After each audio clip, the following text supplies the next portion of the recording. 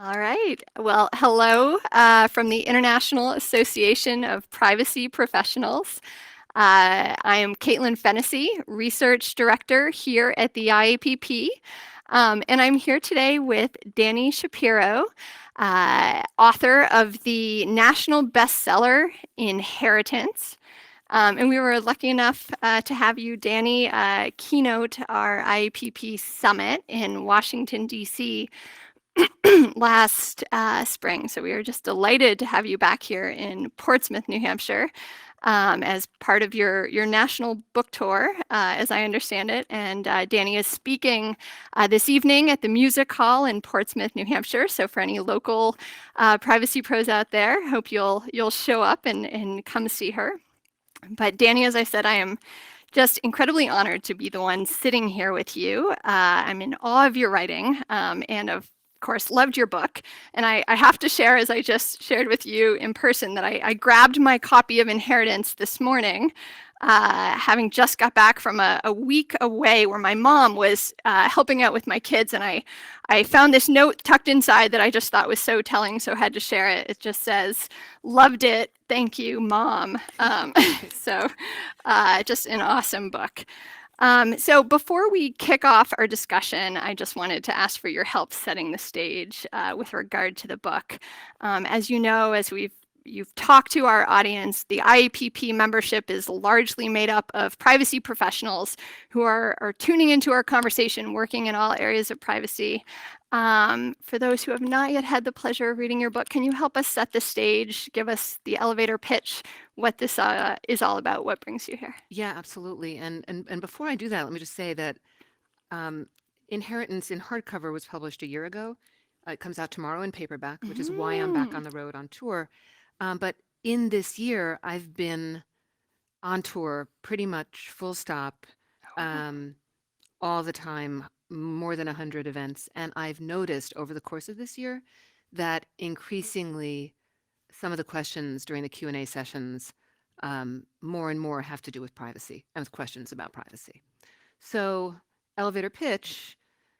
In the winter of 2016, my husband was sending away for a DNA kit, as I think of it, recreationally, just for fun, to see maybe if there were some distant relatives that he didn't know about, um, so that he'd be able to speak to his elderly dad about that kind of thing.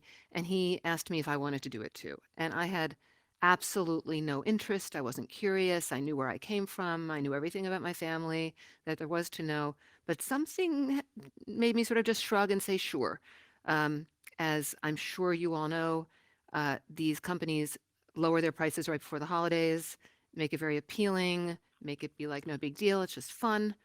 And so a couple of months later, when my results were returned, in short order, they revealed to me that my dad, who had passed away when I was young and who I had been very close to, had not been my biological father.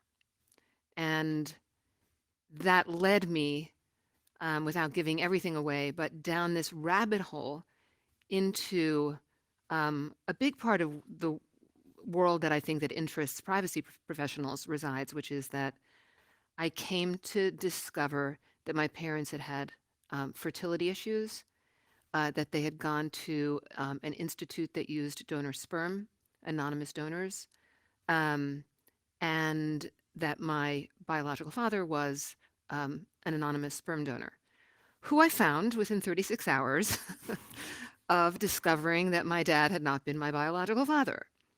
And that has plunged me since then into this world of um, questions and bioethics and all of the issues, I'm sure some of which we're going to talk about, in terms of what is our responsibility to each other um, in this world where science has changed all everything, all the rules, I was going to say, but the rules are changing because um, of these unintended consequences of um, this combination, I think, of the one-two punch of easy, accessible, inexpensive DNA testing that has become the number one holiday gift in America, and the internet, which makes everything figure outable and discoverable. Thank you so much. I think for privacy professionals, your writing in this topic is so intriguing in part because it's so personal, right? You make these issues that sometimes are the subject of lengthy privacy notices so real and so personal. So yes, let's talk about some of those issues. So in your book, you write about privacy, and sometimes you even touch specifically on that. More often, I think you spoke of secrets and surprise. And so every time you said the word surprise, it made me think about expectations. And I think in the privacy world, we think about meeting or setting user expectations and how to avoid shocking surprises.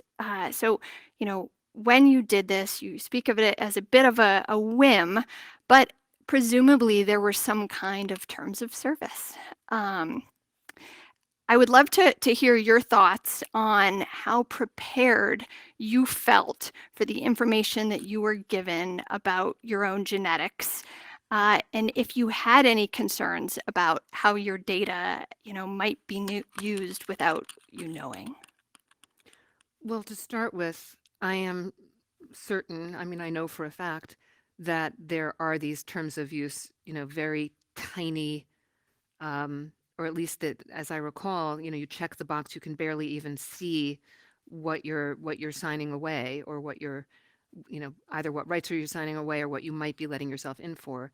The marketing of these particular companies, DNA testing companies, is really all about, Ancestry.com. It's Kelly Ripa waving the Italian flag, saying, "I just found out I'm a one eighth Italian." It's all good fun. It's all, fun facts, and very little is made of the approximately 2% of people who take these tests, like in the way that I did, unsuspectingly, and discover what in that world is known as an NPE, which stands for not parent expected. So um, there was no part of me that was prepared for that, partly because I had no suspicion that that was the case. Um, I think today people are becoming a little bit more aware, partly because of my book and partly because of a lot of news stories, that this is kind of epidemic with how many people are discovering things about their things that were not, that they hadn't signed on for, that they had no idea. It's not always not parent expected. Sometimes it's not child expected. Mm. Sometimes it's not half siblings expected. It's lots of different kinds of discoveries, but they're all happening. And in my experience, as the person who I think has probably met more of these people than I would say anyone, because they all come to my events and in my book tours, um, there is a sense of people aren't taking these tests because they think they're going to find out that kind of thing. They're taking these tests because, in the same way that I did, for the most part, and making these discoveries. In terms of privacy, I honestly didn't think about it. I think I would today, 4 years later, because again, it's much more understood, that how many doors and windows and pathways our DNA um, can lead to, and the question of what happens to it, um, and who can see it, and what's that going to mean, and has that horse fled the barn, or is there still anything to do about it? You're speaking to that makes me wonder if some of these issues are too big to prepare yourself for, or if I guess the question is, do you think there would have been a way, or there is a way to kind of prepare the users for these types of surprises or privacy issues? I don't think anybody thinks that it's going to be them. Yeah. Um, After I speak now, people either say, "I'm never taking one of those tests," or they immediately order one of those tests, or they reset their privacy function in the tests that they've already done. Uh, People have different responses based on their own conscience. I mean, I have someone, a friend of mine, who said, "I think that probably my father wasn't my biological father, and I'm never going to take one of those tests because Um, it's a family business. Yeah. You know, the family has a business, and he would be terrified of what would happen if it got out that that was the case. But for the most part, most of the people making these discoveries aren't. They're just, I mean, in retrospect, when I think of my story, it was, in the light of retrospect, very clear that in all likelihood my father wasn't my biological father. But there's a term um, that I came across in my research as I was writing the book, and it's a psychoanalytic term, and it's the unthought known. Mm. What we know in our bones, in our sinew, in our marrow, in our gut, but it's too dangerous to think, so we don't think it. And I find that such a powerful, painful, poetic, human. I think we all have elements of it, and it's a question of how much or how big. And in my case, the unthought known, I mean, even as a writer, when I go back and I read my early work, when I was a 25-year-old baby writer, it's there in my work. I knew, but I couldn't think it. So when I went ahead and said, sure, I'll spit into the plastic vial, it was with nothing in my body was saying, oh. And I think that that's really true for most people.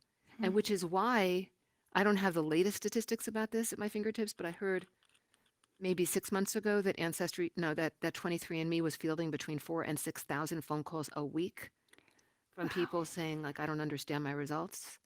And they're training more people to answer the phone lines and have a little bit, but they're also really trying to keep it really um, out of out of the public sphere as much as they possibly can.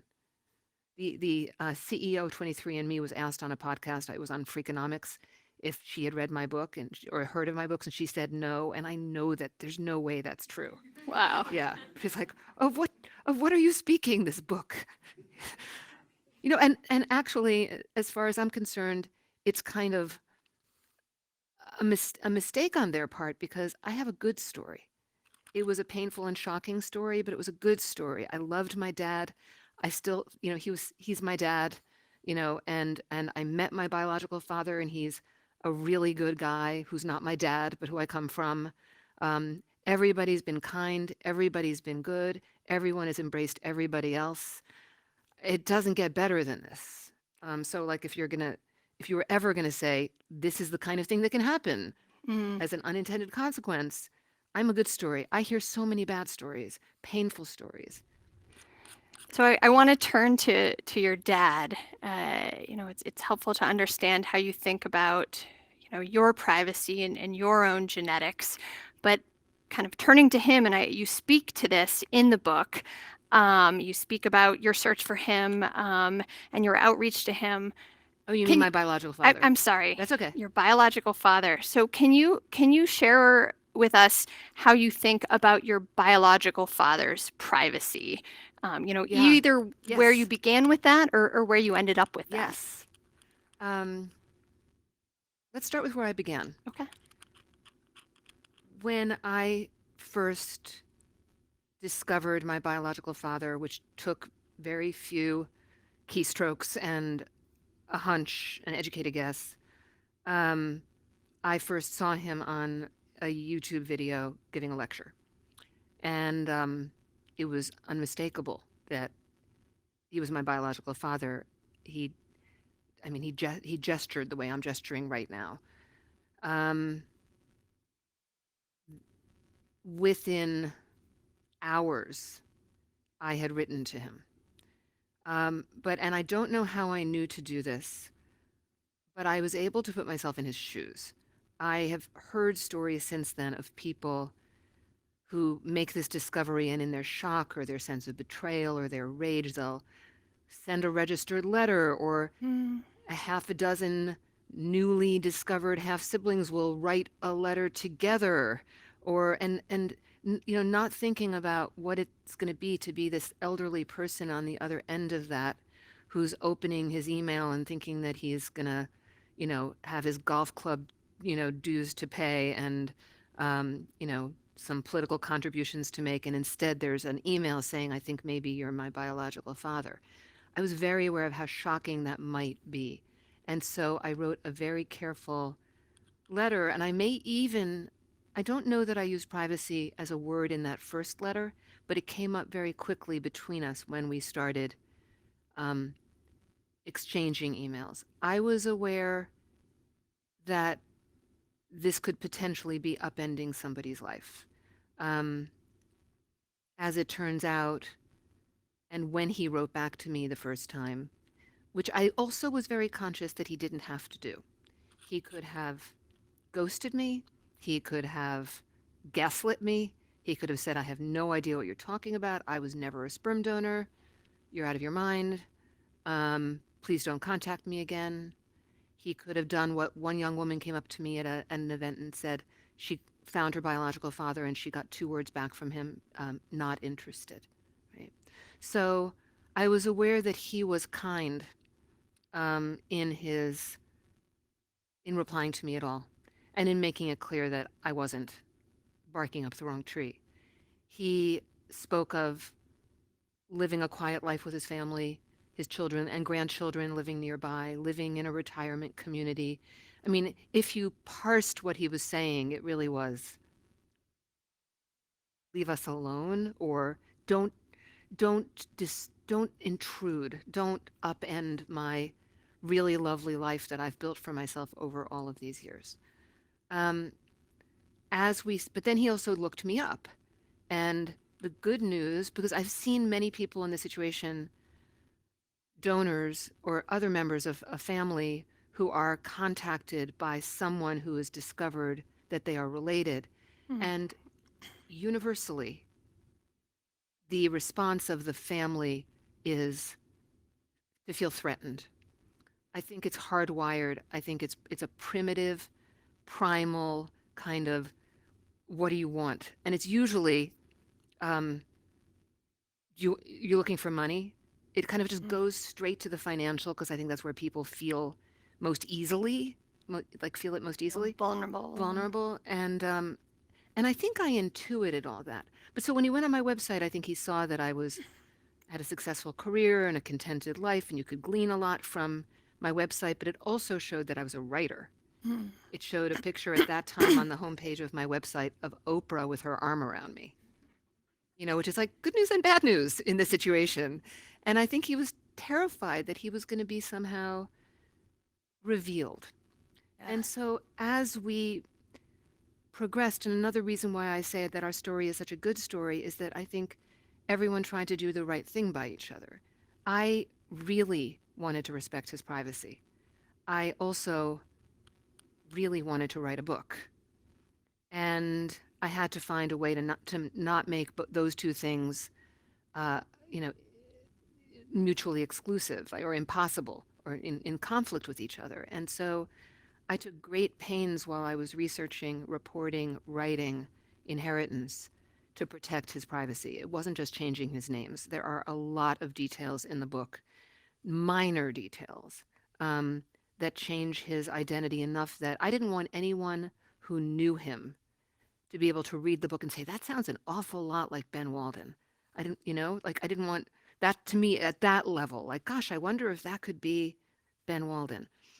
I then, when I finished the book, sent it to him for his input. I wanted him to feel that his privacy was protected. And as a memoirist, it is like memoirist 101 that you do not send a manuscript to people that you've written about. It's like sending them like a hunk of wet clay and going, here, like, would you like to reshape this? Um, but I got his blessing, and he did feel like his privacy was protected. But in terms of how my thinking about this has evolved, we're living in this time that no one could have imagined. The promises, I don't have a lot of patience for the promises of anonymity that were given to people at a time when the idea that there could be these kinds of discoveries would have been the stuff of science fiction. It was never going to happen, right? And when I encounter people who I was at dinner just the other night with a woman who just folded her arms and she said, I know 2 families who have been ruined by being contacted by donor offspring. And Oh. I just don't believe in that. She also said to me, and your father's still your father. I was like, thank you. Have you walked for a second in my shoes? Just wondering. Um, and I do feel that the father who raised me is still my father, Yeah. but I had to get there, right? It wasn't like that. Um, Regarding the contact, what I said to her was the children who, or the grown children who discover this, um, they didn't ask to be conceived this way.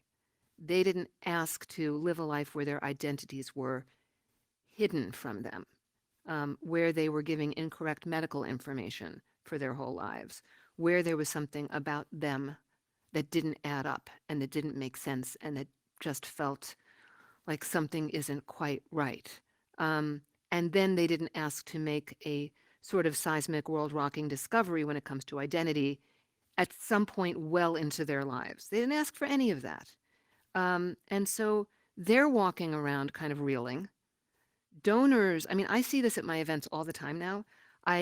From the first night I saw it, um, not when I speak at something like the IAPP, but when I'm doing an event where people are coming from all over the place, I would see elderly men and I would think, sperm donors. And then I would see all of these other people who looked literally like they were radiating like hunger and intensity and pain. And it was like, you just found out. And then there would be couples sitting there looking kind of stricken. And I found out very often that they were parents who had never disclosed to their children, who were trying to figure out, and this is heartbreaking to me, but this is happening all the time now. They're realizing that their children are going to find out. And they always plan to go to the grave with a secret. Are they going to do that? Or are they going to do what I would think of as the last great act of parenting that they can do and have an incredibly painful, difficult reckoning with their kids, but tell them the truth? So I'm getting a little off the subject of privacy here, but it feels to me like the rules that would seem simple don't necessarily apply. There's a lot of gray area and there's a lot of subtlety. I mean, I have a relationship with my biological father. I respected his privacy. He's been very kind to me. We like each other. What if I had been one of 47? I guarantee you we wouldn't have this relationship. What does it mean to, and that happens all the time. Yeah. It's happening constantly.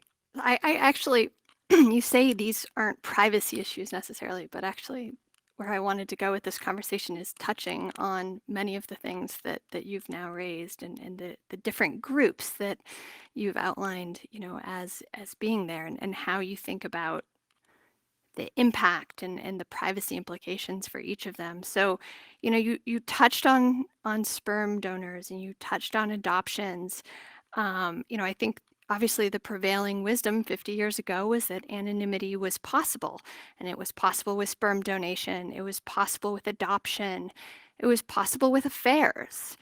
And so, you wrote in your book at some point, I think someone told you or said to you, there are no more secrets. And I'd love to get your thoughts, if you have any kind of further thoughts on that issue and how that changes the nature of privacy in society. Have we lost something if choices made sometimes at a very young age cannot be forgotten, and the reinvention that maybe was possible when they could be is not possible today. And it strays a little from privacy, but for that It's group. so complex, right? Because in the case of sperm donation or egg donation, I had an interesting conversation at Harvard not that long ago where one of the bioethicists was saying that they don't feel that the donor has any responsibility at all to offspring. I mean, Mm. every responsibility to be in contact, responsibility to say, I see you, you exist, responsibility to supply medical information. And I said, that's so interesting. So here's another scenario.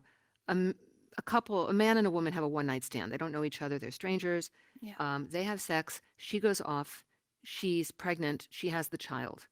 Um, it's 25 years later, and that child contacts that man, finds him through DNA. Does that man have any responsibility to that child? And this bioethics student said, yes, I think he does. I said, well, that's really interesting because he was not trying to procreate that night in the back of that car or whatever. Donors are. Right. They're not trying to have their own offspring, but they are aware that if all things go well, that is in fact what they are doing, what they're being paid to do. So it's interesting to sort of separate out completely the idea of, I mean, I think our thinking has evolved and has continued to evolve. I mean, it wasn't just that anonymity was possible back then, it was that it was desirable, it was that it was considered for the good of the child. Mm. The idea that what we don't know doesn't hurt us was prevalent. So, so there are all of these different kinds of um, questions and issues. There's something further I wanted to say about that. What was it? Um, that had to do with like the now. Um, you all probably know this, but both France and I think Spain have. I know France just voted like this week that there be no more anonymity in donation. That anonymous donation is now not legal. Um, we're now at a time where it would seem to me, and one of the reasons why I continue to want to talk about all this is where you have, I mean, there's the question of there's the question of privacy, but we precede the question of privacy with the question of secrecy and non-disclosure. So let's take a situation in which um, everybody does to what my mind is the right thing, which most families today are doing. Not all. There's still I have people coming up to me regularly saying my teenage son doesn't know, or Mm. I just had a baby using a donor egg, and but I gave birth, so what difference does it make? Like lots of stuff like that. And I was like, all I say is they're gonna find out. They're gonna find out. They're Right. gonna find out. That's all I can say. I don't want to like ascribe any moral anything to it. They're gonna find Yeah. out. But for the most part, people are disclosing and then also have an awareness that um, in some cases the donor becomes part of the family system. Everybody knows. There's a sense in the larger extended family that this is the way that this child was conceived. And so, in those situations, and I'm talking about family systems, not like DNA to solve crimes and things like that, but in family systems, then that sort of starts to mitigate the questions of privacy because everybody's kind of on the same page about this. The, I would say, the intersection of privacy and secrecy here is when some people want to keep something a secret and then they don't get to and because it's not private. And I mean, I think we can pretty much safely say, or I think secrets are toxic. um, I think, Carl Jung once said, until you make the unconscious conscious, it will direct your life and you will call it fate. I Mm. think we would like to be conscious of the things that are directing our life and not have it be based on secrecy. But privacy is important. And how do we live in this time where there are secrets pouring out and yet at the same time they they impact the privacy of individuals and um, So I think in part, perhaps you've answered this question, but it would be interesting to me to understand if transparency and openness is your answer or not. Your genes are perhaps the most intimate thing about you, um, but they can be inferred, as was the case with your biological father, even if you don't take these tests. Um, as we begin to think about giving people agency over their own genetic data and their own genes, is openness and transparency the answer, or is there something else we can do to provide that agency? I would love to think that there's something else that we can do. What would that be? I mean, that's Yeah. the. Um, I do think that openness and transparency is the first step, but it's probably not the last step. It's probably not the only step.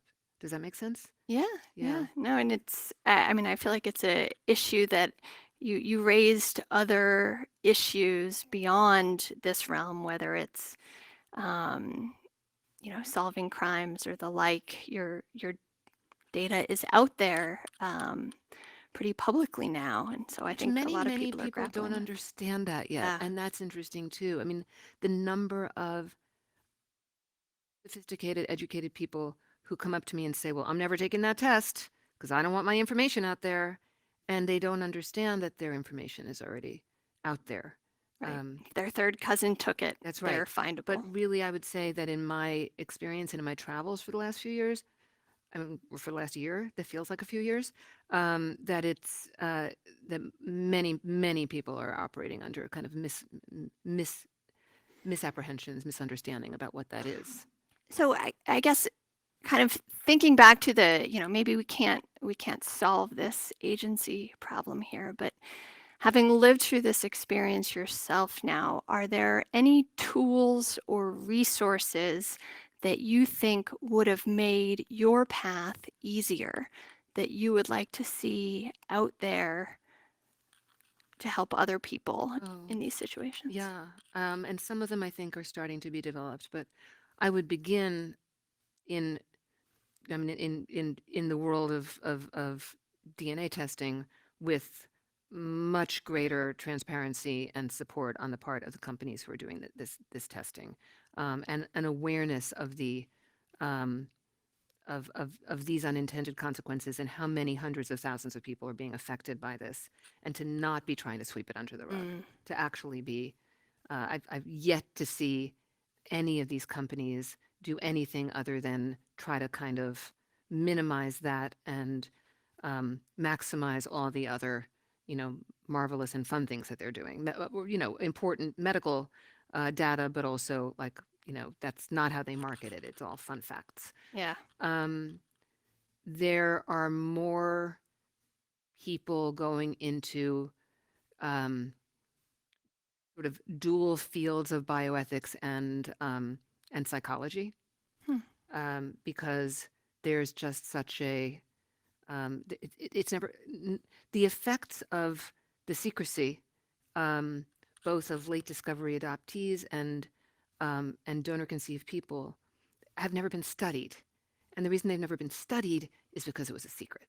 So now there's just starting to be um, a little bit of data and surveys and um, making a discovery like this is initially a very self-alienating feeling. Like, this person who I thought I was, I'm not made up of who I thought I was.